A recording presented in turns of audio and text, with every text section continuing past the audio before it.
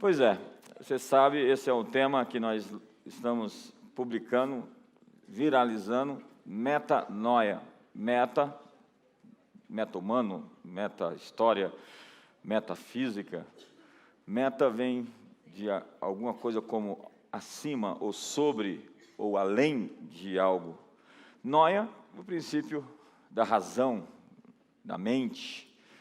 Então, nós estamos falando de algo além da mente, acima da mente, algo sobre a mente, algo superior, algo que transcende ao raciocínio lógico, formatado.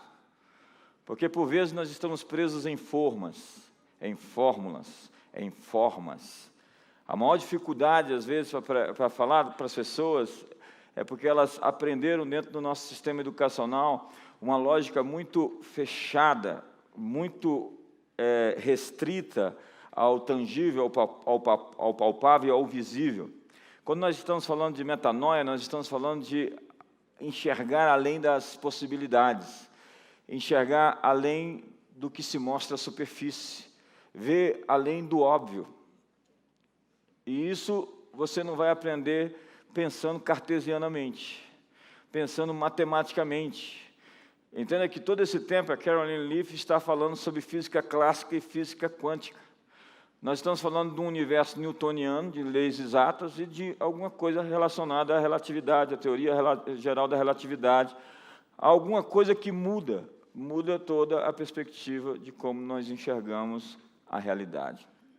Isso é uma transcendência, uma capacidade de dizer aos montes, ergam-se e se lancem ao mar. Uma capacidade de enxergar seus problemas além daquilo que se apresenta.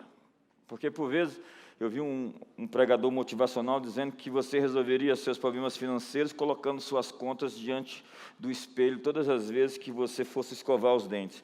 Você só aumenta seus problemas enxergando e focando neles. Na verdade, você não pode ignorá-los, você não vai entrar numa cultura de negação, de que problemas não existam. Mas você vai procurar soluções, procurar caminhos para resolver os problemas e não simplesmente se fixar neles. Como eu disse, Daniel Goleman diz que o foco é a realidade que você pintou para você. Eu gosto do leão porque ele é um animal unifocal. Quando ele vê algo, ele não vê mais nada, ele só vê aquilo. E se isso é você, esse algo, você está frito. É a história de dois sujeitos caçando borboletas na floresta, e de repente aparece um leão. Um começa a amarrar o cadarço, e o outro diz assim, o que você está amarrando o cadarço? Para correr. Você está pensando que vai correr mais rápido do que o leão? Do que ele, não, mas do que você, sim. Foco. Você sabe como é que você doma um leão? Oferecendo para ele 3 alvos, 3 metas, uma cadeira e um chicote. Quando você tem muitos alvos e você não se foca em algo, você enfraquece, perde a sua força. John Maxwell diz, se você persegue 2 coelhos, ambos escaparão. Crescer envolve esforço. A neuroplasticidade envolve esforço. O Evangelho diz que você vai tomar o reino de Deus com muito esforço. Isso envolve uma atitude de estudar, de fazer parte de seminários, uma atitude de fazer uma dieta. Sair daqui, não tem como não fazer uma dieta depois de tudo que você ouviu, irmão. Tinha um irmão brincando que ia fazer uma consulta agora ali no fogo de chão, agora daqui a pouco com a nutricionista.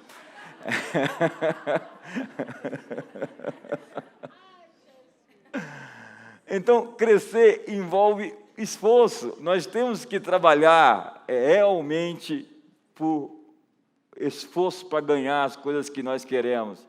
Mas, por vezes, a doutora Débora, por exemplo, perguntou, não deu para ler tudo, sobre como conviver diante de toda essa realidade com pessoas que escondem a dor, que não resolvem seus problemas. E, por vezes, se dopar para ver a vida passar é uma fuga dos seus problemas. Ao invés de resolver, você escolhe uma maneira mais fácil de resolver. As maneiras mais fáceis nunca são as maneiras mais recompensadoras. Os caminhos mais difíceis são aqueles que nos recompensam de médio e longo prazo, de verdade, de fato, de verdade.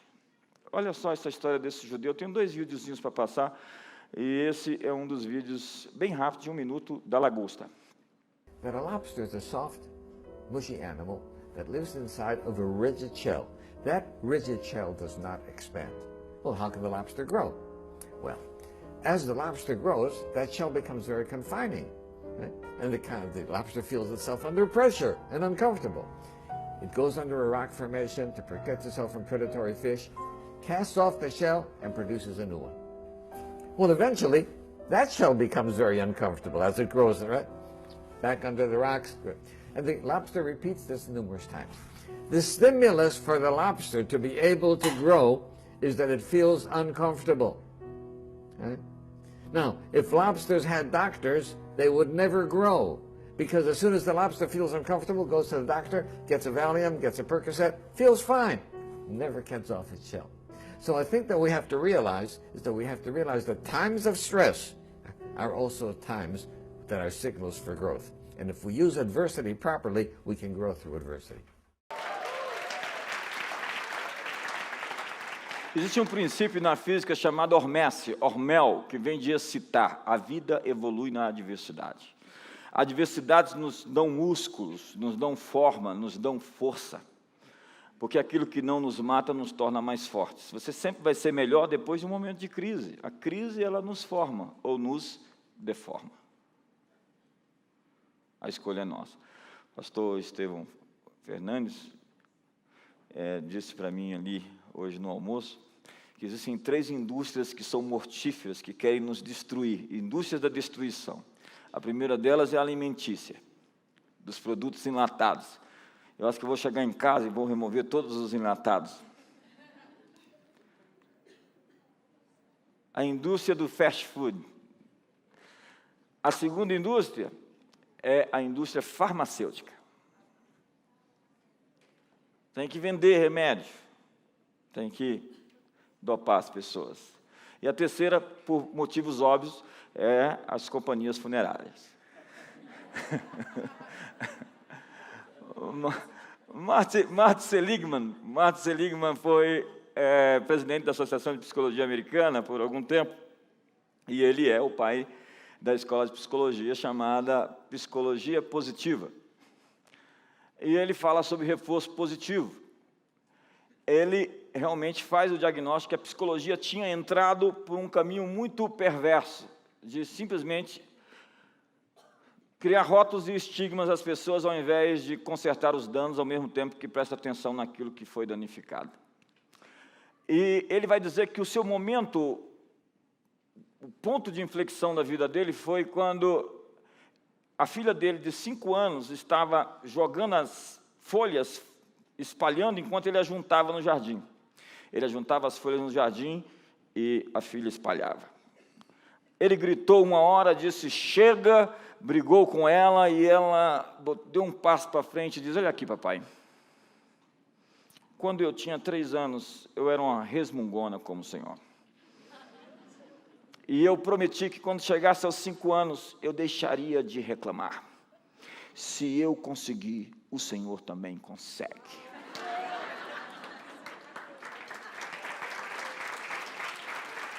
Ele disse que aquilo foi uma epifania na vida dele. Entenda que se você for uma pessoa que lê as Escrituras, você vai ver sempre a figura do Criador reforçando, motivando, encorajando. Ele sempre está nos empurrando para o nosso destino, tentando nos mostrar e nos provar que nós somos melhores do que nós parecemos. E apesar de conhecer-nos profundamente, Ele continua nos amando, conhecendo todos os nossos defeitos. A verdade é que Deus nos conhece, Ele quer tirar o melhor de nós, porque você não sabe muito a seu respeito, e você precisa descobrir mais sobre você, porque quando você descobrir quem você é, você nunca mais vai querer ser outra pessoa. Reforço positivo é tratar as pessoas como se elas fossem importantes, ainda que elas não se enxerguem como importantes. Elas vão amar você quando elas olharem nos seus olhos e verem a imagem que elas querem ter de si mesmas. Na Inglaterra vitoriana, 2 primeiros ministros estavam lutando pelo cargo. Eles iriam entrar numa votação. William Gladstone e Benjamin Disraeli. Disse que uma jornalista foi entrevistar ambos para fazer uma matéria no jornal sobre cada um deles. Na primeira noite, ela jantou com William Gladstone, e depois de jantar com ele, ela disse: eu pensei que estava diante da pessoa mais inteligente de toda a Inglaterra. Na segunda noite, ela foi jantar com Benjamin Disraeli. E depois daquele momento, ela disse: eu pensei que eu era a pessoa mais inteligente de toda a Inglaterra. Tem gente que faz assim, você se sentir bem ao lado dela. Mas tem gente que vive tentando provar que é importante, porque ela duvida que é. E quão poderosa é uma pessoa que não precisa provar nada para ninguém.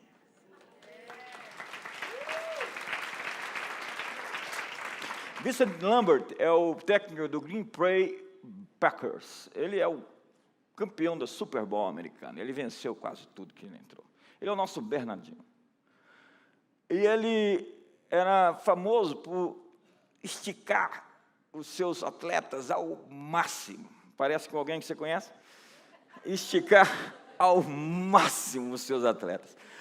Chegou um jornalista e perguntou para um dos seus atletas: como é que você consegue trabalhar com um psicopata desse? Um louco desse, um maluco desse? Então ele disse assim, o atleta respondeu: ele não é louco, ele não é um cara mau, ele é um cara bom, ele trata todo mundo igual a cachorro. A verdade é que, apesar de ter um estilo de exigir o máximo das pessoas, e é isso que você vai ver o Bernardinho fazendo também, ele tem um grande livro que fala sobre isso, do sual ao ouro. Ele é conhecido por um método chamado replay seletivo. Replay seletivo é a prática de você trazer à memória o que te dá esperança. Ao invés dos atletas chegarem depois do jogo ganhando ou perdendo, e ele mostrar o que eles falhavam, ele mostrava no que eles eram bons, no que eles eram fortes. Então ele fazia o replay da força deles, e ele exercitava a força deles. E foi com um desses princípios que ele tornou o Green Bay como um dos melhores times da história, mostrando a força das pessoas. Mais uma vez eu estou falando sobre reforço positivo. John Maxwell diz que, se não for um defeito de caráter, você não precisa aprimorar aquilo que você é médio. Eu, por exemplo, queria ser um jogador de basquete. Se eu fosse um jogador de basquete, eu seria um jogador de basquete medíocre. Tem gente que quer ser cantor. Tem gente que quer chegar e falar: eu quero cantar. O John Maxwell diz que quando vê aquelas pessoas que querem cantar e não sabem cantar, já viu na internet, tem um bocado de show desse pessoal, ele pergunta: onde estão os amigos dessas pessoas? Quando eu vejo gente pagando mico, eu fico perguntando: onde é que estão os amigos dessa pessoa que não dizem para ele que ele está sofrendo vergonha? Então ele diz: você tem que investir naquilo que você é melhor. Encontre o seu elemento. Ei, uma águia não é boa nadando. Nem um leão é bom simplesmente voando. Já viu um leão voando assim, poderoso? Ou você já viu um tubarão assim, fora do ambiente dele, ele morre. Ei, fora do seu ambiente, você morre. Você não pode dar o seu melhor até que você encontre o seu elemento. Eu tenho identificado que a maior crise que nós temos hoje é uma crise de identidade, uma crise vocacional.